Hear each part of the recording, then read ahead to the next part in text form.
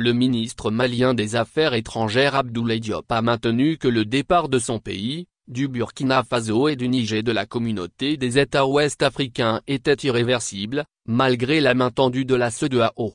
Le Mali reste cependant ouvert à la coopération avec la CEDEAO, a dit M.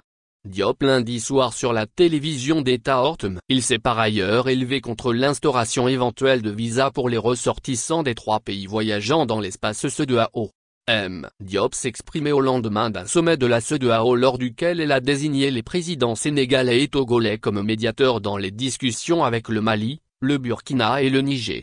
Les 3 pays, dont des militaires ont pris la tête par la force, ont annoncé en janvier quitter l'organisation aux 15 États membres. Ils ont annoncé lors de leur propre sommet samedi l'institution d'une confédération. Les régimes militaires reprochent à la CEDEAO les sanctions imposées face au putsch et aujourd'hui largement levées. Ils l'accusent d'être manipulés par la France et de ne pas les soutenir contre le djihadisme.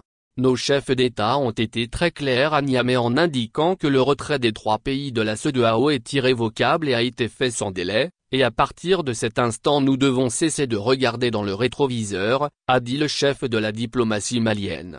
Le Mali reste ouvert à un travail avec nos voisins et d'autres organisations avec lesquelles nous partageons cet espace, a-t-il ajouté. Nous allons devoir maintenir les discussions avec les autres pour avancer, mais je pense que le chemin qui est engagé n'est pas réversible.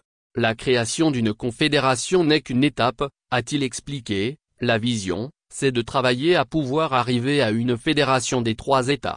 La CEDEAO soutient que les 3 pays sont tenus par un délai d'1 an, alors que les régimes militaires disent que leur retrait est effectif sans délai. Leur départ soulève des inquiétudes quant à ses conséquences sur les populations, par exemple sur la circulation des personnes et des biens et la possible obligation de visa pour les Maliens, Burkinabés et Nigériens se déplaçant dans les pays de la CEDEAO.